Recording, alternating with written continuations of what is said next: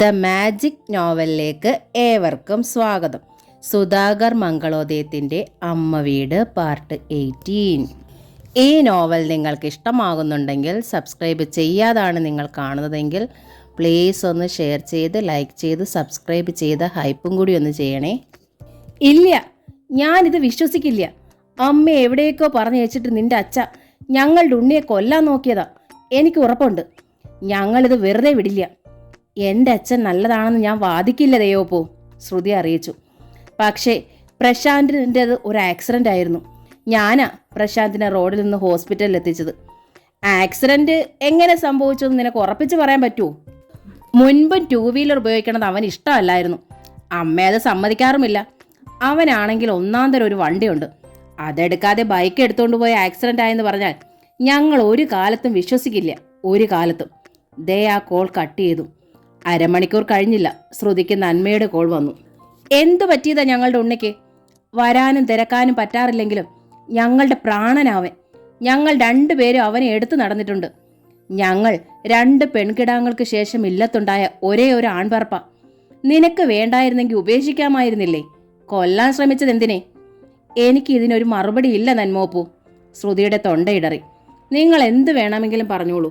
കാര്യമില്ലാതെ ദുഷിപ്പ് പറയുന്നവരല്ല ഞങ്ങൾ.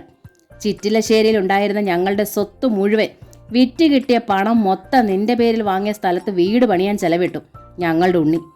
തിരുവനന്തപുരത്തുള്ള ഞങ്ങളുടെ ചില ഫ്രണ്ട്സ് ആ വീടിനെ കുറിച്ച് പറഞ്ഞത് എന്താണെന്നോ? താജ്മഹൽ പോലെ ഒരു സ്മരണ കുടീരമാണതെന്നും. അത്രയ്ക്ക് പണം വാരി ചെലവിട്ടിട്ടുണ്ടെന്ന് അർത്ഥം. എത്ര ചെലവിട്ടെന്ന് ഉണ്ണിക്ക് മാത്രമല്ലേ അറിയൂ.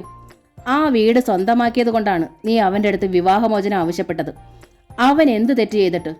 സ്വന്തം പെറ്റമ്മേ ആ വീട്ടിൽ കൊണ്ടുവന്ന് താമസിപ്പിച്ചതിനും 10 ജന്മം നരകത്തിൽ വസിച്ചാലും പൊറുക്കോ ദൈവം നിന്നോട്? ഇല്ലെന്നെനിക്കറിയാം, ശ്രുതി സമ്മതിച്ചു. അത്രയ്ക്ക് പാവിയാ ഞാൻ. നീ എന്നെ പരിഹസിക്കുകയാണെന്ന് മനസ്സിലായി. സാരമില്ല, കേൾക്കാതിരിക്കാൻ ഞങ്ങൾക്കാവില്ല. എത്രയും പെട്ടെന്ന് ഞങ്ങൾ തിരുവനന്തപുരത്ത് എത്തുന്നുണ്ട്. സ്വത്തുക്കൾ മുഴുവൻ നീയും അച്ഛനും അമ്മയും എടുത്തോളൂ. ഞങ്ങളുടെ ഉണ്ണിയെ തിരിച്ചു കിട്ടിയാൽ മതി. ദേച്ചി അവനെ സ്റ്റേറ്റ്സിലോണ്ട് കൊണ്ടുപോയിക്കോളും. ആയുസുണ്ടെങ്കിൽ ഞങ്ങൾ അവനെ രക്ഷിച്ചെടുത്തോളാം. പിന്നീട് ഒരിക്കലും അവൻ നിങ്ങളുടെ ജീവിതത്തിലേക്ക് വരില്ല. നന്മയും കോൾ അവസാനിപ്പിച്ചു.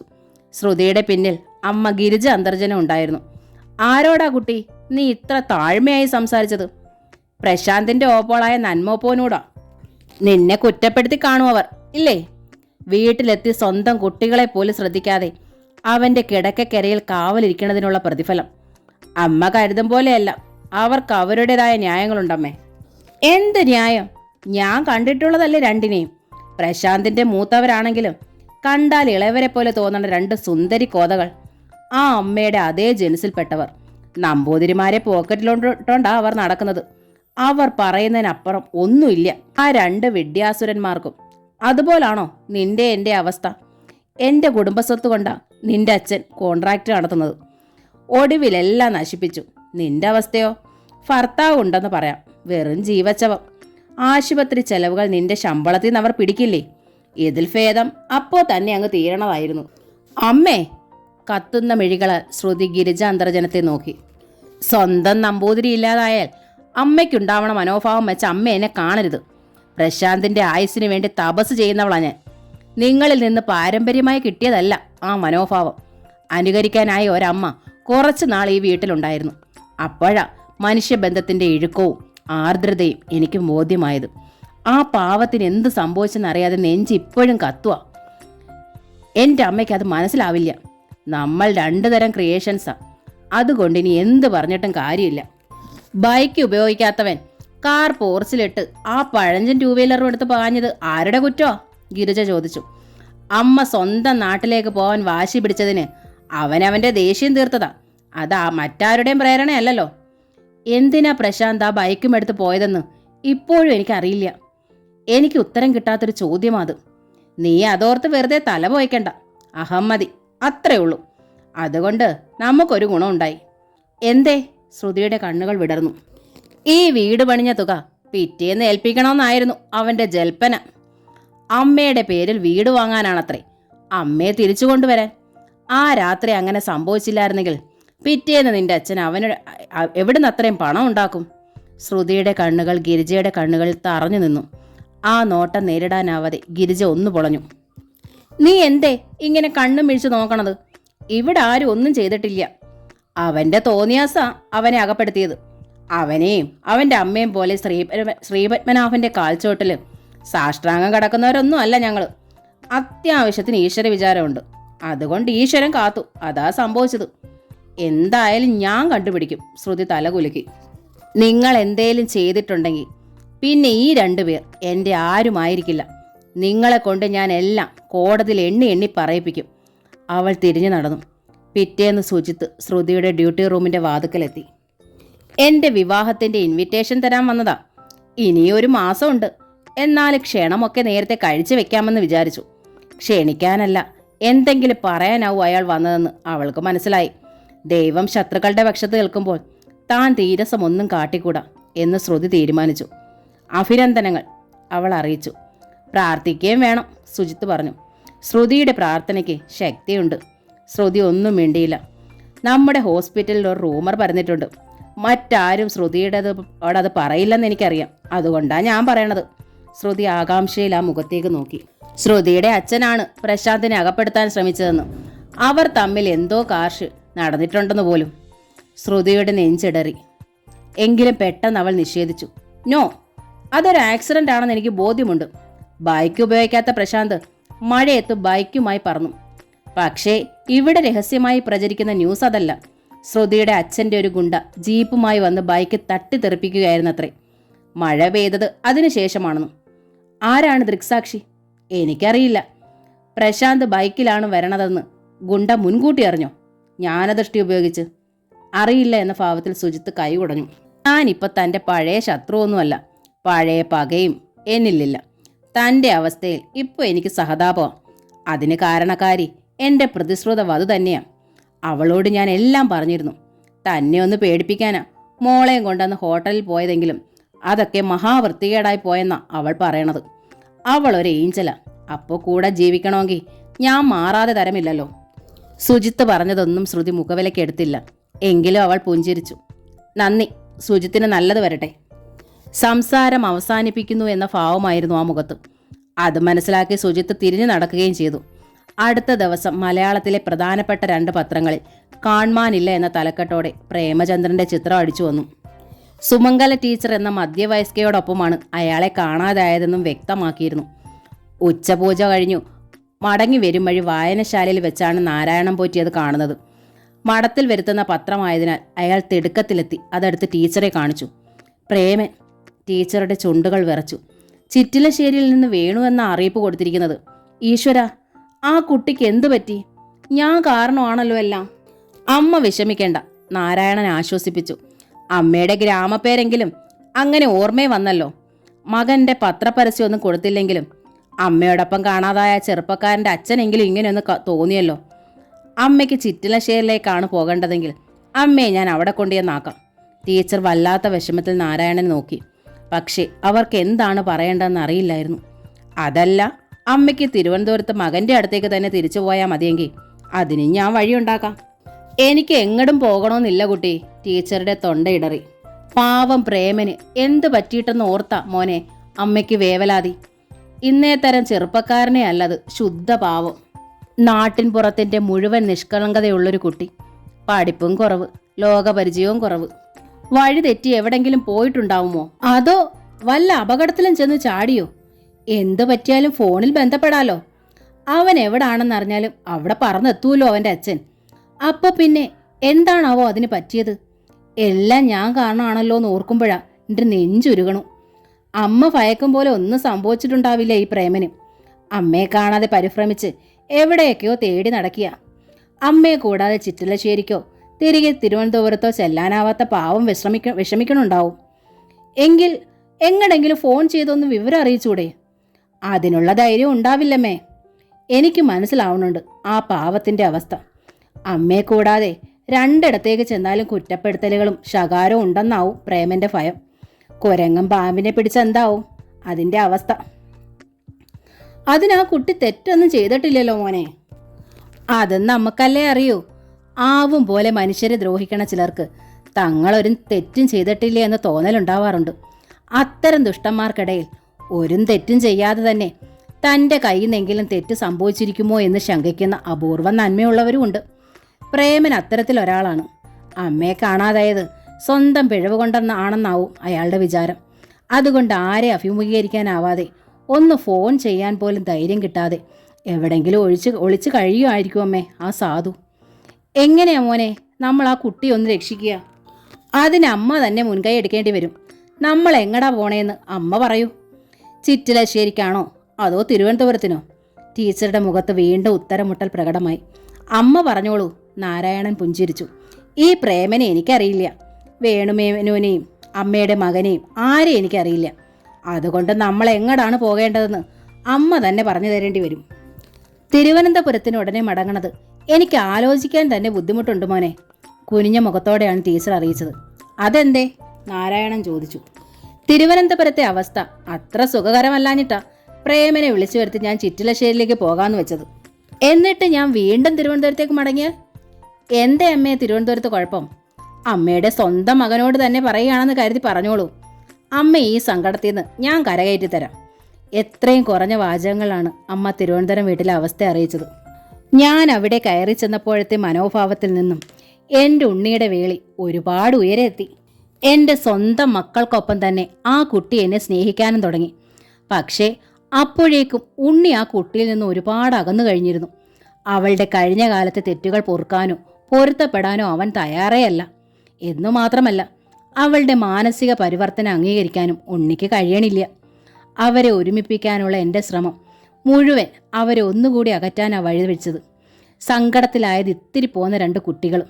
ഞാൻ അവിടെ ചെന്ന ശേഷമായിരുന്നു എൻ്റെ ഉണ്ണിക്ക് ഈ മാറ്റം സംഭവിച്ചത്. അതുകൊണ്ട് ഉണ്ണിയും വേളിയും അവരുടെ കുട്ടികളും ഒരുമിച്ച് സുഖമായി കഴിയാനാ മോനെ അമ്മ ആ വീട് വിട്ടു പോകുന്നത്. ആലോചനയിൽ മെല്ലെ തലയാട്ടിക്കൊണ്ട് നിശബ്ദം ഇരുന്നതേ ഉള്ളൂ നാരായണൻ. ഞാൻ അവിടുന്ന് പോരുകയും ആ വഴിയിൽ എന്നെ കാണാതാവുകയും ചെയ്തിട്ടും എൻ്റെ ഉണ്ണി എന്നെ അന്വേഷിച്ചില്ലല്ലോ. ഞാൻ പോകുന്നത് ഒരുപക്ഷെ ഇഷ്ടപ്പെട്ടിട്ടുണ്ടാവില്ല. ഒരുപക്ഷെ അത് എന്നോടുള്ള ദേഷ്യമായി മാറിയിട്ടുണ്ടാവോ എന്നും എനിക്ക് സംശയമുണ്ട്. വേളിൽ നിന്നകുന്നതും ഇങ്ങനെ തന്നെയാവും. മനസ്സിൽ കാലുഷ്യം കയറിയാൽ അത് അതേപടി ഉള്ളിൽ കല്ലിച്ചു പോകുന്ന സ്വഭാവക്കാരനാവാം എൻ്റെ ഉണ്ണി. അതുകൊണ്ടാവാം വേണുമേനോൻ മകന് വേണ്ടി പത്ര അറിയിപ്പ് കൊടുത്തിട്ടും അമ്മയ്ക്ക് വേണ്ടി അങ്ങനൊന്ന് ചെയ്യാൻ എൻ്റെ ഉണ്ണിക്ക് കഴിയാഞ്ഞത്. അതുകൊണ്ട് ആ കാലുഷ്യം മകന്റെ മനസ്സിൽ അതേപടി കല്ലിച്ചു കിടക്കട്ടെന്നാണോ അമ്മയുടെ തീരുമാനം? നാരായണൻ ചോദിച്ചു. നമുക്ക് ആ കല്ലൊന്ന് പൊടിക്കണ്ടേ? വേളിയോട് കാൽഷ്യം തോന്നിയ സമയത്ത് എൻ്റെ ഉണ്ണിക്ക് അത്രേ സ്നേഹാധിക്യമായ അമ്മയോട് ഞാനത് അനുഭവിച്ചതാ. അതുപോലെ അമ്മയോട് കാൽഷ്യമായപ്പോൾ എൻ്റെ കുട്ടിക്ക് വേളിയോട് സ്നേഹം തോന്നി തുടങ്ങിയിട്ടുണ്ടെങ്കിൽ, ടീച്ചർ പാതിയിൽ നിർത്തി. വേളിയോട് സ്നേഹം തോന്നി തുടങ്ങിയിട്ടുണ്ടെങ്കിൽ ബാക്കിക്കായി നാരായണൻ ടീച്ചറുടെ മുഖത്തേക്ക് ഉറ്റുനോക്കി. അവർ ഉണ്ണിയും വേളിയും കുട്ടികളും അവിടെ സുഖമായി കഴിഞ്ഞോട്ടെ മോനെ. ടീച്ചറുടെ തൊണ്ടയിടറി, കണ്ണുകൾ തുളുമ്പി. അവർ സുഖമായി കഴിയണത് മാത്രമാ എപ്പോഴത്തെ എൻ്റെ പ്രാർത്ഥന. ആ ചെറിയ കുട്ടികളെ ഞാൻ എത്ര സ്നേഹിക്കുന്നുണ്ടെന്ന് അറിയാമോ? അവരുടെ ജീവിതത്തിൽ ഒരു ചെറു സങ്കടം പോലും ഉണ്ടാവല്ലേ എന്ന് ഞാൻ എപ്പോഴും പ്രാർത്ഥിക്കാറുണ്ട്. അതോടെ നാരായണൻ്റെ മിഴികൾ വീറനായി. അപ്പോൾ തിരുവനന്തപുരത്തിന് പോകാൻ അമ്മയ്ക്ക് ബുദ്ധിമുട്ടുണ്ട്. ഉണ്ട് എന്ന് ശബ്ദിക്കാനായില്ലെങ്കിലും സമ്മതഭാവത്തിൽ ടീച്ചർ മൃദുവായി മുഖവാട്ടി. പക്ഷേ പ്രേമനെ തിരിച്ചു കിട്ടാൻ നമ്മുടെ മുന്നിൽ ഒരേ ഒരു മാർഗമേ ഉള്ളൂ, നാരായണൻ പറഞ്ഞു. എന്താ അത്? ടീച്ചർ തിരക്കി. അമ്മ സുഖമായും സുരക്ഷിതമായും എവിടെയെങ്കിലും കഴിയുന്നുണ്ടെന്ന്, അതുകൊണ്ട് പ്രേമൻ സന്തോഷമായി വീട്ടിലേക്ക് തിരിച്ചു പോന്നോളൂ എന്നും കാണിച്ച് നമ്മളും ഒരു പത്രത്തിൽ അറിയിപ്പ് കൊടുക്കണം. എങ്കിൽ അങ്ങനെയൊന്ന് കൊടുത്താലോ? എൻ്റെ കൈ പണമുണ്ട് മോനെ, നമുക്കത് വൈകിക്കേണ്ട. പക്ഷേ ഒരു പ്രശ്നമുണ്ടമ്മേ. അമ്മ ഇവിടെ താമസിച്ചോണ്ട് ഇവിടുത്തെ അഡ്രസ്സിൽ അങ്ങനെ അറിയിപ്പ് കൊടുത്താൽ അത് അമ്മയുടെ മകന് അപമാനമാവില്ലേ? ആ അറിയിപ്പ് കാണുന്നതോടെ അമ്മയെ തിരക്കി ഇവിടെ വരാതിരിക്കാനും ആ മകന് കഴിയില്ല. അങ്ങനെ വന്നാൽ അമ്മ ഇവിടെ ആക്കിയിട്ട് തിരിച്ചു പോകാനും ആ മകന് കഴിയില്ലല്ലോ. അങ്ങനെയെങ്കിൽ ചിറ്റിലശ്ശേരിയിലെ വിലാസത്തിൽ അവിടെ ഞാൻ താമസിക്കണതിന് ഉണ്ണി അത്ര വിരോധം പറഞ്ഞിട്ടില്ല. പക്ഷേ അതിന് അവരുടെ അനുമതി വേണ്ടേ? വേണം. വേണുമേനോൻ അനുവദിക്കാതിരിക്കില്ല മോനെ. ഒരമ്മ പെറ്റ മക്കളല്ലെങ്കിലും എനിക്കൊരു കൂടപ്പറപ്പിനെ പോലെ അദ്ദേഹം. എങ്കിൽ ഞാൻ ചിറ്റിലശ്ശേരി വരെ ഒന്ന് പോയാലോ? ഇന്നിനി പറ്റുമോ മോനെ? ഇന്ന് പോയാലും തിരിച്ചെത്തുമ്പോൾ വൈകും. ചച്ച സ്കൂളിലും പോയിരിക്കുകയല്ലേ. പറയാതെ പോയാൽ അവൾ കരയും. മാത്രമല്ല സന്ധ്യയ്ക്ക് അമ്പലത്തിൽ പകരക്കാരനെ ഏർപ്പാടാക്കുകയും വേണം. നാളെയാകുമ്പോൾ എല്ലാറ്റിനും സമയമുണ്ട്. അതങ്ങനെ തീരുമാനമായി. ടീച്ചർക്ക് സമാധാനവുമായി. രാത്രിയിലാണ് നാരായണൻ വിവരം സരസ്വതി അറിയിച്ചത്. കേട്ടയുടൻ അവൾ കരയാൻ ആരംഭിച്ചു. അപ്പോൾ അപ്പാമ്മയെ അവരിവിടുന്ന് കൊണ്ടുപോകുമോ അപ്പാ? അപ്പാമ്മ ഇല്ലാതെ എനിക്കിവിടെ പറ്റില്ല. അപ്പാമ്മയ്ക്ക് അപ്പാമ്മയുടെ സ്വന്തക്കാരില്ലേ മോളെ? അവരെയൊക്കെ അപ്പാമ്മയ്ക്ക് വേണ്ടെന്ന് വെക്കാനാവുമോ? എത്ര കാലമായുള്ള ബന്ധമാ. മോൾ അപ്പാമ്മയെ കണ്ടിട്ട് 2 ദിവസങ്ങളല്ലേ ആയുള്ളൂ. എന്നാലും അപ്പാമ്മ ഇവിടുന്ന് പോകണ്ട, ഞാൻ സമ്മതിക്കില്ല. ചച്ചുവിൻ്റെ കരച്ചിൽ ഉറക്കത്തിലായി. ഒടുവിൽ ടീച്ചറാണ് അവളെ സമാധാനിപ്പിച്ചത്. അപ്പാമ്മയുടെ ചച്ചുവിനെ വിട്ട് അപ്പാമ്മ എങ്ങടും പോവില്ല, പോരെ? സത്യം സത്യം, ടീച്ചർ വാക്ക് കൊടുത്തു. അപ്പോൾ അപ്പൻ ഇനി ചിറ്റിലശ്ശേരിക്ക് പോവില്ലല്ലോ? അപ്പൻ പോണത് കാണാതായ ഒരു അങ്കിളിനെ കണ്ടുപിടിക്കാനാ. ഒരു പാവം അങ്കിളാ. അപ്പൊ പോണ്ടേ മോളെ? പോയാലും നാളെ തന്നെ വരണം. വരാം. സമ്മതം പറഞ്ഞത് നാരായണൻ തന്നെയാണ്. എങ്കിൽ നാളെ ഞാൻ സ്കൂളിൽ പോവില്ല. സ്കൂളിൽ പോവാൻ മടിച്ചായ സരസ്വതിയെ സന്തോഷിപ്പിക്കാൻ വേണ്ടി അതും അയാൾ സമ്മതിച്ചു. എന്നിട്ട് 4-ന് എഴുന്നേറ്റ് മുറ്റവും അകത്തളവും അടിച്ചു വാരി കുളിച്ചു. 5-ന് ടീച്ചർ ഉണർന്നെഴുന്നേൽക്കും മുമ്പേ നാരായണൻ 2 പേർക്കുള്ള പ്രാതലും ഉച്ചയൂണും തയ്യാറാക്കി വെച്ചു. എന്തേ മോനെ ഇങ്ങനെയൊക്കെ? ടീച്ചർ വ്യസനം ഭാവിച്ചു. ആഹാരമൊക്കെ അമ്മ ഉണ്ടാക്കുമായിരുന്നില്ലേ? അമ്മ എത്ര ഉയരത്തിലുള്ള ആളാണെന്ന് എനിക്കറിയാം. ഈ പാവപ്പെട്ടവൻ്റെ കൊച്ചുമടത്തിൽ വന്നിട്ട് അമ്മ കഷ്ടപ്പെടാൻ ഞാൻ സമ്മതിക്കില്ല. കഷ്ടപ്പാടോ? ഇവിടെ വന്ന ശേഷം ഞാൻ അനുഭവിച്ച സന്തോഷവും ആശ്വാസവും എനിക്കേ അറിയാവൂ. ഇവിടം വിട്ട് പോവേണ്ടി വന്നാലും അമ്മ ഒരു കാലത്തും ഈ മടം മറക്കില്ല. ഇവിടം വിട്ടു പോകുന്ന കാര്യം അമ്മ ചച്ചുകൾക്ക് പറയരുതേ. ഉടനെ അവൾ കരയാൻ തുടങ്ങും. അതോർക്കുമ്പോഴാ മോനെ എനിക്കും വിഷമം. അവളെ എങ്ങനെ പിരിയുമെന്ന് എനിക്കറിയില്ല. എല്ലാ കുട്ടികൾക്കും ഡോക്ടറും എഞ്ചിനീയറും സയൻറ്റിസ്റ്റും ഒക്കെ ആവാൻ ആഗ്രഹം. അവൾ പറയണത് എന്താണെന്നോ? അവൾക്ക് അങ്ങനെയൊന്നും വേണ്ട, സ്കൂളിലും പോണ്ട. അപ്പനോടൊപ്പം ചോറും കറികളും ഉണ്ടാക്കി മഠത്തിൽ ഇങ്ങനെ താമസിച്ചാൽ മതിയെന്നാ. ധർമ്മക്കാരാരേലും വിശന്ന് വരുമ്പോൾ അവർക്ക് വയറ് നിറച്ച് ഊണ് കൊടുക്കണമെന്നും. അതാ അമ്മേ എൻ്റെ സങ്കടം. പഠിത്തത്തേക്കാൾ അവൾക്കിഷ്ടം അടുക്കളയോടും ഈശ്വരഭജനത്തോടുമാ. സങ്കടപ്പെട്ട് കാണുന്നവരെല്ലാം അളവറ്റ കരുണയും. ഇതൊക്കെ നല്ല ഗുണങ്ങളല്ലേ മോനെ? അവൾക്ക് നല്ലതേ വരൂ. എന്നാലും മറ്റു കുട്ടികൾക്കിടയിൽ അവൾ ഒറ്റപ്പെട്ടു പോവില്ലേ അമ്മേ? എല്ലാരിലും പിന്നിലും ആവില്ലേ? അമ്മയോ കൂടപ്പിറപ്പുകളോ പോലും ദൈവം അവൾക്ക് കൊടുത്തിട്ടില്ല. എൻ്റെ കുട്ടിയുടെ ഭാവി ഓർക്കുമ്പോൾ എനിക്ക് എല്ലാം ശരിയാവും മോനെ. നന്മയുള്ളിടത്ത് തീർച്ചയായും ഈശ്വരൻ്റെ തലോടലുണ്ടാവും. ചച്ചുവിനെ വിളിച്ചുണർത്തി മുഖം കഴിയിച്ച് ആ കവിളിൽ ഒരു ഉമ്മ നൽകി യാത്ര പറഞ്ഞിട്ടാണ് നാരായണൻ മഠത്തിൻ്റെ ഒതുക്കിറങ്ങിയത്. സന്ധ്യയ്ക്ക് മുമ്പേ വരണേ അപ്പാ. ഉമ്മറത്തൂണിൽ കൈ ചുറ്റിപ്പിടിച്ച് നിന്ന് അവൾ അറിയിച്ചു. വരാം, പക്ഷേ നീ അപ്പാമ്മയെ കൊണ്ട് പണിയൊന്നും ചെയ്യിക്കരുത്. ഇല്ല അപ്പാ, പക്ഷെ തുണി തിരുമാൻ അപ്പാമ്മ സമ്മതിക്കേയില്ല. അപ്പാമ്മയെ കൂട്ടി ഞാൻ മുരുകൻകോവിൽ പോയിക്കോട്ടെ അപ്പാ. ഇന്നവിടെ കാവടിയുണ്ട്. വേണ്ട. നാരായണൻ തിരിഞ്ഞു നിന്നു. ആൾ തിരക്കുള്ള ഒരിടത്തും അപ്പാമ്മയെ കൊണ്ടുപോണ്ട. മഠത്തിന് വെളിയിലേക്ക് ഇന്ന് പോണ്ട. പറഞ്ഞത് കേട്ടോളൂ. സരസ്വതിയുടെ മുഖം തൊടുത്തു. ഞ അവൾ അപ്പനെ കൊഞ്ഞനം കാണിച്ചു. അടി. നാരായണൻ ചുണ്ടുവിരൽ ഉയർത്തി. മിണ്ടുമ്പോൾ ദേഷ്യം കാട്ടിയ ഒരു വക വാങ്ങിക്കൊണ്ട് വരില്ലേ അപ്പൻ? മുളക് ബജ്ജി കൊണ്ടുവരുമോ? ബസ് സ്റ്റാൻഡിലെ ഗണപതിയുടെ കടയിൽ നിന്നും കൊണ്ടുവരാം. പറഞ്ഞതനുസരിച്ച്. ശരി. സരസ്വതിയുടെ ചുണ്ടിൽ പുഞ്ചിരിയും 2 കവിളിലും നുണക്കുഴികളും തെളിഞ്ഞു. അത് കണ്ട ശേഷമാണ് നാരായണൻ തിരിഞ്ഞു നടക്കാനായത്. ചിറ്റിലശ്ശേരിയിൽ എത്തിയതിനു ശേഷമുള്ള വഴികളും കാണേണ്ടവരുടെ പേരുകളും ടീച്ചർ കൃത്യമായി പറഞ്ഞു പഠിപ്പിച്ചിരുന്നു. വീടിന് മുന്നിലെ ചെറിയ കടയിൽ വേണുമേനോൻ ഉണ്ടായിരുന്നു. ഐശ്വര്യമുള്ള ആ മുഖവും നെറ്റിയിലെ ചന്ദനക്കുറിയും കണ്ടപ്പോഴേ നാരായണൻ ആളെ മനസ്സിലായി. പ്രേമചന്ദ്രൻ്റെ അച്ഛനല്ലേ? അയാൾ ചോദിച്ചു. ആ മുഖത്ത് ഉദ്വേഗവും ഒപ്പം വ്യസനവും പ്രകടമായി. തയ്ക്കാനാവും ഇല്ലേ? നാരായണന്റെ കയ്യിലെ പ്ലാസ്റ്റിക് കരിയറിലേക്ക് ആ കണ്ണുകൾ നീണ്ടു. 2 ആഴ്ചയായി കട തുറക്കാറില്ല. പ്രേമചന്ദ്രൻ ഇവിടെ ഇല്ല. അതുകൊണ്ടാ. ഞാൻ പ്രേമനെ കാണാനായി വന്നതല്ല, അച്ഛനെ ഒന്ന് പരിചയപ്പെടാനാ. പത്രത്തിൽ വന്നിരുന്ന കാണാനില്ല എന്ന അറിയിപ്പ് ഞാൻ കണ്ടിരുന്നു. അതിൽ പറഞ്ഞിരുന്ന സുമംഗല ടീച്ചർ എൻ്റെ ഒപ്പം ഉണ്ട്. ഉണ്ടോ? മേനോന്റെ കണ്ണുകൾ വിടർന്നു. ഈശ്വര, എവിടാ ടീച്ചർ ഉള്ളത്? കുറേ ദൂരെയുള്ള എൻ്റെ മഠത്തിൽ. ടീച്ചർ പറഞ്ഞയച്ചിട്ടാ ഞാൻ വന്നത്. പ്രേമനും അവിടെ ഇല്ല. എറണാകുളത്തുനിന്ന് പോരുമ്പോൾ ടീച്ചർ സ്റ്റോപ്പ് തെറ്റി ഞങ്ങളുടെ നാട്ടിലിറങ്ങി. തനിച്ചായ പരിഭ്രമത്തിൽ പോകുന്ന സ്ഥലവും പോവേണ്ട സ്ഥലവും എല്ലാം മറക്കുകയും ചെയ്തു. സ്വന്തം ഉണ്ണിയുടെ പേര് പോലും ഈ പാവം മറന്നിരിക്കുന്നു. ഇന്നലത്തെ പത്ര അറിയിപ്പ് കണ്ടപ്പോഴാ ചിറ്റിലശ്ശേരി എന്ന ദേശപ്പേരും പ്രേമചന്ദ്രൻ എന്ന പേരുമൊക്കെ ടീച്ചർ ഓർക്കണത്.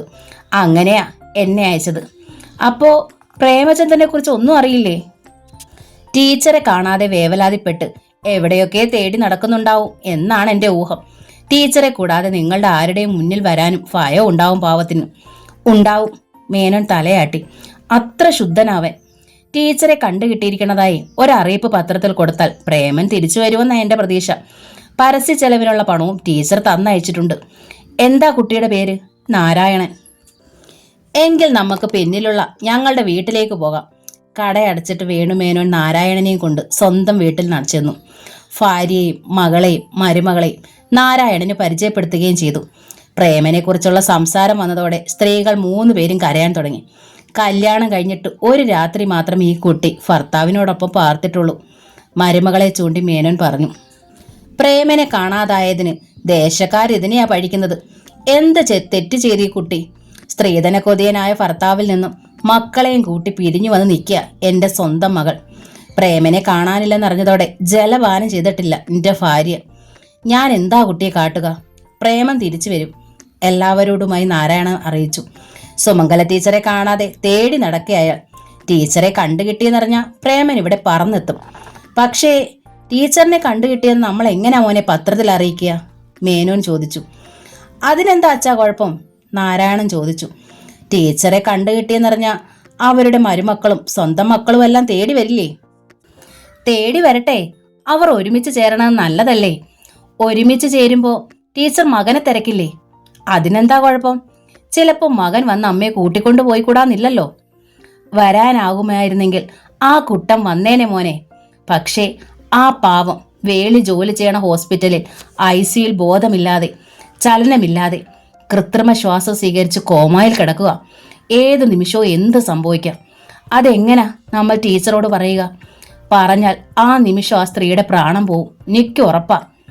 തൻ്റെയും പ്രാണൻ പോയ പോലെയായി നാരായണന്റെ അവസ്ഥ. ചില്ലുകൂട്ടിനുള്ളിൽ അനക്കമറ്റ് കിടക്കുന്ന ഒരു മൃതദേഹമാണ് അയാളുടെ കണ്ണിൽ മുന്നിൽ തെളിഞ്ഞു വന്നത്. ചുണ്ടുകൾ വിറച്ചതല്ലാതെ പിന്നീട് ശബ്ദിക്കാനായില്ലെന്ന്. അപ്പാമ്മ! മഠത്തിലെ ഓരോ മുറിയിലൂടെയും കയറി ഇറങ്ങി സരസ്വതി വിളിച്ചു. അപ്പാമ്മ എവിടെയാ? വൈകുന്നേരം മഠത്തിൽ കാപ്പിയാണ് ഉണ്ടാക്കാറുള്ളത്. കാപ്പി ഉണ്ടാക്കുന്നതിന് മുൻപ് അതിനെന്തെങ്കിലും പലഹാരം ഉണ്ടാക്കിയിരിക്കും അപ്പൻ. മുറുക്കും അരിയുണ്ടയും ഒക്കെ 2-3 ദിവസത്തേക്കുള്ളത് ഒരുമിച്ചുണ്ടാക്കി വെക്കുകയാണ് പതിവ്. ചച്ചു സ്കൂൾ വിട്ട് വന്നാലുടൻ കാപ്പിയും പലഹാരവും നൽകും. പിന്നെ കുളിച്ച് വേഷം മാറി അപ്പൻ സന്ധ്യാപൂജയ്ക്ക് അമ്പലത്തിലേക്ക് പോകും. അന്ന് അപ്പൻ ചിറ്റിലശ്ശേരിയിലേക്ക് പോയതിനാൽ അപ്പാമ്മയാണ് കാപ്പിയിട്ടത്. അരിപ്പൊടിയും ശർക്കരയും ഉപയോഗിച്ച് അടയുണ്ടാക്കി അപ്പൻ ഉണ്ടാക്കണതിലും രുചിയുള്ള പലഹാരമായിരുന്നു അത്. ചച്ചുവിന് കാപ്പിയും പലഹാരവും നൽകിയിട്ട് പുറത്തേക്ക് ഇറങ്ങിയതായിരുന്നു അപ്പാമ്മ. മുറ്റത്ത് പടർന്ന് പന്തലിച്ചൊരു ചെമ്പകമുണ്ട്. അതിൻ്റെ കൊമ്പിൽ കുരുക്കി ഒരു തോട്ടിയും തൂക്കിയിട്ടിട്ടുണ്ട്. തോട്ടി കൊണ്ട് ചെമ്പകപ്പൂക്കൾ അടർത്തി അപ്പാമ്മ പൂജാമുറിയിലെ കൃഷ്ണനുള്ള മാല കുരുക്കുകയാണെന്നാണ് ചച്ചു വിചാരിച്ചത്. പക്ഷേ ആളെ മുറ്റത്ത് കാണാനില്ല. മുറികളിലും കാണാതായതോടെ ഗേറ്റിൽ വന്നു നിന്ന് അവൾ ഉച്ചത്തിൽ നിലവിളിച്ചു. അപ്പാമ്മ, അപ്പാമ്മ എവിടെ പോയതാ? അത് കേട്ട് തൊട്ടപ്പുറത്തെ വീട്ടിലെ ദാസപ്പൻ്റെ ഭാര്യ രുക്മിണി മുറ്റത്തിറങ്ങി വന്നു തിരക്കി. ആരെയാ സരസ്വതി നീ വിളിക്കണത്? അപ്പാമ്മേ. അത് നിന്റെ അപ്പാമ്മയല്ലല്ലോ. എവിടുന്നോ തെണ്ടിത്തിരിഞ്ഞു വന്ന തള്ളയല്ലേ? അല്ല. സരസ്വതിക്ക് ശുണ്ഠി വന്നു. അതെന്റെ അപ്പാമ്മയാ. വടക്കാഞ്ചേരിയിലെ എങ്കങ്കാവിൽ നിന്ന് വന്നതാ. അയ്യേ! രുക്മിണി മൂക്കിൽ വിരൽ ചേർത്തു. നിന്റെ അപ്പം പറഞ്ഞത് പഴയന്നൂരെന്നാണല്ലോ. നോണ പറയുകയാണെങ്കിലും ഒരുപോലെ പറഞ്ഞു പഠിക്കണ്ടേ കുട്ടി? സരസ്വതിക്ക് സങ്കടം വന്നു. രുക്കുവാൻ്റിയാ നോണ പറയേണ്ടത്. നീയാ നോണ പറയണത്. നീ അസല് നുണച്ചിയാ. ചീത്ത പിള്ളേർക്കാ അച്ഛനും അമ്മയൊക്കെ ഇല്ലാതാവണത്. നിന്റെ അപ്പനും ചീത്തയാ. എത്ര നാൾ നിന്നെ ഞാൻ നോക്കിയതാ. ആ എൻ്റെ അടുത്തും ദാസേട്ടൻ്റെ അടുത്തും നുണ പറയേണ്ട കാര്യമുണ്ടോ? ആ തള്ള വന്ന ശേഷം നിന്റെ അപ്പം പോറ്റി ഇങ്ങോട്ട് തിരിഞ്ഞു നോക്കിയിട്ടില്ല. മുൻപൊക്കെ അമ്പലത്തിൽ നിന്ന് പായസം കൊണ്ടുവരുമ്പോൾ പകുതി ഇവിടെ തരും. ഇപ്പം പായസവുമില്ല, മണ്ണാങ്കട്ടയും ഇല്ല. നന്ദി വേണമല്ലോ മനുഷ്യർക്ക്. ദൈവത്തെ പൂജിച്ചാലൊന്നും ദൈവം അനുഗ്രഹിക്കില്ല. മനസ്സ് നന്നായിരിക്കണേ മനുഷ്യന്മാർക്ക്. എന്താ രുക്മിണി ഏട്ടത്തി? ആരോടാ? മോന്തിക്ക് വഴക്ക്. കടയിൽ നിന്ന് സഞ്ചി നിറയെ പലവ്യഞ്ജനങ്ങളും തൂക്കി റോഡിലൂടെ വന്ന മറ്റൊരു അയൽക്കാരി ശോഭന വിളിച്ചു ചോദിച്ചു, ദാ ഈ പോറ്റിക്കുട്ടിയോടാ, ചെറുതാണെങ്കിലും അസത്ത് കുട്ടിയാണേ. പഠിക്കാനും കൊള്ളില്ല, മിണ്ടാനും കൊള്ളില്ല. അതുകൊണ്ട് എൻ്റെ കുട്ടികളോട് അതിൻ്റെ അടുത്ത് തുണ കൂടരുതെന്ന് പറഞ്ഞിരിക്കേ ഞാൻ. അതിൻ്റെ അച്ഛനാണച്ച എവിടുന്നോ വന്നൊരു തള്ളേനെ പിടിച്ച് മടത്തിൽ കയറ്റി താമസിപ്പിച്ചിരിക്കുക. ഇപ്പൊ അതിൻ്റെ തലയിലായി ആ വീട്ടിലെ മുഴുവൻ ജോലികളും. ശമ്പളം കൊടുക്കാതെ ഒരു പണിക്കാരിയായല്ലോ. അത്ര പ്രായമൊന്നുമില്ലേ, പക്ഷേ വായി തുറന്ന് മിണ്ടാൻ അതിന് ജീവനില്ല. പക്ഷെ പണിയെടുക്കുന്നതിന് കണക്കുണ്ടോ? ഇന്നലെ മുറ്റമടിക്കുന്നത് കണ്ട് ഞാൻ അതിനോട് ചോദിച്ചു എൻ്റെ വീട്ടിലോട്ട് പോരണോന്നും. എൻ്റെ അമ്മേനെ പോലെ ഞാൻ നോക്കിക്കൊള്ളാമെന്നു. ഒരക്ഷരം മറുപടി ഉണ്ടായില്ല. മിണ്ടാൻ ശേഷിയില്ലാഞ്ഞിട്ടാണോ അഹമ്മതി പെരുത്തിട്ടാണോ എന്ന് ആർക്കറിയാം. ആ പൈപ്പിൻ ചോട്ടിൽ നിന്ന് വെള്ളം പിടിക്കണ തള്ളയാണോ രുക്മിണി ഏട്ടത്തി? ശോഭന ചോദിച്ചു. വയസ്സായിട്ടും ചുമന്ന് ചുമന്നിരിക്കണൊരു തള്ള. നല്ല കണ്ണും മൂറുമുള്ളൊരു തള്ള. ഏതോ നല്ല കുടുംബത്തിലേതാണെന്ന് തോന്നുന്നു. നല്ല പ്രായത്തിൽ പേര് കേൾപ്പിച്ചിട്ടുണ്ടാവും. ഇപ്പൊ മക്കള് വീട്ടിൽ നിന്ന് പറഞ്ഞു വിട്ടതാവും. ചില തള്ളമാരുണ്ട് വയസ്സായാലും ചാവാതെ ഉണങ്ങി കൊണ്ടാട്ട പരുവത്തിൽ അങ്ങനെ കുത്തിയിരിക്കും. മരുമോളുമാർക്ക് സ്വൈര്യം കൊടുക്കത്തില്ല. ചത്ത് കട്ടിലൊഴിയോ? അതും ഇല്ല. നമ്മൾ ചെറുപ്പക്കാരി പെണ്ണുങ്ങൾക്ക് ഭർത്താവിൻ്റെയും കുട്ടികളുടെയും കാര്യം കഴിഞ്ഞാൽ പിന്നെ TV കാണാൻ പോലും നേരം ഉണ്ടാവില്ല. അതിനിടയിൽ വയസ്സായതങ്ങളുടെ സിദ്ധാന്തം കൂടി കേൾക്കാൻ ആർക്കാ ഇപ്പോൾ ഉത്സാഹം? ശകുന്തളേട്ടത്തി ദാ വരുന്നുണ്ട് തള്ള, ഒക്കത്ത് വെള്ളക്കുടവുമേന്തി. വായ് ഒത്തി അവൾ കിലുകിലെ ചിരിച്ചു. ആ വർത്താനം കേട്ട് സരസ്വതി ഓടി റോഡിലേക്ക് ഇറങ്ങി നോക്കി. അപ്പാമ്മ ദാ ചെപ്പുകുടത്തിൽ വെള്ളവുമായി ഏന്തി വലിഞ്ഞു നടന്നു വരുന്നു. അപ്പാമ്മേ എന്ന് കരഞ്ഞുകൊണ്ട് അവൾ ഓടി അരികിലെത്തി. അപ്പാമ്മ എന്തേ കാട്ടണത്? പൈപ്പിൻ ചോട്ടിൽ വെള്ളമെടുക്കാൻ പോവരുതെന്ന് ഞാൻ പറഞ്ഞിട്ടില്ലേ? അപ്പൻ എന്നെയാ വഴക്ക് പറയാ. താനെ നടക്കാൻ ജീവനില്ല ആ തള്ളയ്ക്ക്, വീട്ടുമുറ്റത്ത് നിന്ന് രുക്മിണി പറഞ്ഞു. അതിനെക്കൊണ്ട് പണിയടിപ്പിച്ചാ പാപം ഉണ്ടാവും നിനക്കും നിന്റെ അപ്പനും. ആരും എന്നെ കൊണ്ട് പണിയടിപ്പിക്കണതല്ല മോളെ, ടീച്ചർ രുക്മിണി അഭിമുഖീകരിച്ചു. ഞാനും ഈ കുട്ടിയും മാത്രമേ ഉള്ളൂ മഠത്തിൽ. ഇതിൻ്റെ അപ്പൻ അത്യാവശ്യമായൊരിടം വരെ പോയിരിക്കുക. രാവിലെ കറണ്ട് പോയിട്ട് ഇതുവരെ വന്നിട്ടില്ല. ആഴമുള്ള കിണറ്റിൽ നിന്ന് വെള്ളം വലിച്ചു കോരാൻ വയ്യാത്തോണ്ടാ പൈപ്പിൽ നിന്ന് അല്പം വെള്ളം എടുക്കാമെന്ന് നിരീച്ചത്. എന്തിനാ അപ്പാമ്മ ഇപ്പൊ വെള്ളം? സരസ്വതി ചോദിച്ചു. മഠത്തിലെ വലിയ പാന നിറച്ചും വെള്ളം കോരി വെച്ചിട്ടുണ്ടല്ലോ അപ്പൻ. കുടിക്കാനും പാചകത്തിനുമുള്ള വെള്ളമല്ലേ അമ്മു അപ്പം കോരി വെച്ചിട്ടുള്ളൂ. വൈകുന്നേരം നമുക്ക് കുളിക്കാൻ വെള്ളം വേണ്ടേ? എങ്കിൽ കൂടെ ഞാൻ എടുക്കാം അപ്പാമ്മേ. വേണ്ട മോളെ, ടീച്ചർ ആ മുടിയിൽ തഴുകി. നീ ഇത്തിരി കൂടി വലുതാവട്ടെ. ഇപ്പൊ ഇത് അപ്പാമ്മ എടുത്തോളാട്ടോ. അപ്പം കണ്ട എന്നെ തല്ലിക്കൊല്ലും. ഒന്നുമില്ല, അപ്പാമ്മയില്ലേ എൻ്റെ ചാച്ചൂനൊപ്പം. കുടവും ഒക്കത്തേന്തി അവർ നടക്കാൻ തുടങ്ങിയപ്പോൾ രുക്മിണി വീണ്ടും ഇടപെട്ടു. ഞാൻ ഒരിക്കൽ കൂടി ചോദിക്കുക, തള്ളയ്ക്ക് എൻ്റെ വീട്ടിലേക്ക് പോന്നൂടെ? കുടവുമായി ടീച്ചർ തിരിഞ്ഞു നിന്നു. ഒരു വീട്ടുപണിയും നിങ്ങൾ ചെയ്യണ്ട. ദിവസം 3 നേരം വയർ നിറച്ച ആഹാരവും തരാം. ആഴ്ചയിൽ 3 ദിവസമെങ്കിലും മീനുണ്ടാവും. എല്ലാ ഞായറാഴ്ച ഇറച്ചി. നോൺ വെജ് കഴിക്കില്ല എന്നാണെങ്കിൽ ഞങ്ങൾ കഴിക്കുമ്പോൾ നിങ്ങൾക്ക് ഓരോ ഗ്ലാസ് പാലും തരാം. ഈ കുണ്ടിലാണ്ട കണ്ണുകളൊക്കെ ഒന്ന് നേരട്ടെ, മുഖത്തെ ക്ഷീണവും മാറട്ടെ. പകരം ഞാൻ പുറത്തു പോണ നേരത്ത് എൻ്റെ പെൺകുട്ടികളെ രണ്ടിനെയും ഒന്ന് നോക്കിയാൽ മതി. മാസത്തിൽ ഒരു സിനിമയും കാണിക്കാം. തള്ളെ തിയേറ്ററിൽ കൊണ്ടുപോയി. വരണുണ്ടോ നിങ്ങൾ? ടീച്ചറുടെ മുഖത്ത് ഒരു പുഞ്ചിരി വിടർന്നു. ഇല്ല, മഠത്തിലെ പണികൾ മുഴുവൻ ഞാൻ ചെയ്തോളാം. ഉണങ്ങലരിപ്പടയും മുളക് ചതച്ചത് മാത്രം മതി ആഹാരം. എന്നാലും ഇവിടുത്തെ കുട്ടിയുടെ അമ്മയെന്ന് വിളിക്ക് വേണ്ടി ഈ ഒരു ജന്മം മുഴുവൻ ഞാൻ അവിടെ കഴിഞ്ഞോളാം. മെത്തയിൽ പിടിച്ചു കിടത്തിയാൽ ഒരട്ടയ്ക്ക് സുഖം തോന്നില്ലാലോ, ഇല്ലേ? രുക്മിണി ചിരിച്ചു. അതല്ല രുക്മിണി ഏട്ടത്തി, ശോഭന തിരുത്തി. നിങ്ങൾ തള്ളേന്ന് വിളിച്ചത് അവർക്ക് ഇഷ്ടമായില്ല, അത് തന്നെ കാര്യം. നോക്കൂ അമ്മേ, അവൾ ടീച്ചറോട് പറഞ്ഞു. ദിവസം 10 പ്രാവശ്യമെങ്കിലും ഞാൻ അമ്മയെന്ന് വിളിച്ചോളാം. എൻ്റെ വീട്ടിലേക്ക് പോരണുണ്ടോ നിങ്ങൾ? മറുപടി പറയാതെ ടീച്ചർ തിരിഞ്ഞു നടന്നു. പെണ്ണുങ്ങളുടെ ചിരി പിന്നിൽ നിന്ന് ഉയർന്നു കേട്ടു. വൈകുന്നേരത്തെ കുളിയും നാമജപവും കഴിഞ്ഞിട്ടും അപ്പനെ കാണാഞ്ഞപ്പോൾ സരസ്വതിക്ക് പരിഭ്രമമായി. അപ്പൻ എന്തേ അപ്പാമ്മ വരാത്തത്? രാത്രിയായില്ലോ. ചിറ്റിലശ്ശേരി എന്ന് പറയണത് അത്ര അടുത്തൊന്നും അല്ല ചച്ചു, കുറേ ദൂരമുണ്ട്. ബസ്സൊക്കെ കൃത്യമായി കിട്ടിയാലല്ലേ ഉദ്ദേശിക്കണ സമയത്ത് മടങ്ങി വരാൻ കഴിയൂ. ഒരുപാട് രാത്രിയായാൽ വേണുമേനോൻ. അയ്യോ, അപ്പോൾ അപ്പം വരാതെ നമ്മൾ രാത്രി തനിച്ച് എന്ത് ചെയ്യും അപ്പാമ്മേ? സുധാകർ മംഗളോദയത്തിൻ്റെ അമ്മ വീട് എന്ന നോവലിൻ്റെ ഈ ഭാഗം ഇവിടെ പൂർണ്ണമാവുകയാണ്. അടുത്ത ഭാഗം ഉടൻ തന്നെ അപ്ലോഡ് ചെയ്യുന്നതായിരിക്കും. താങ്ക്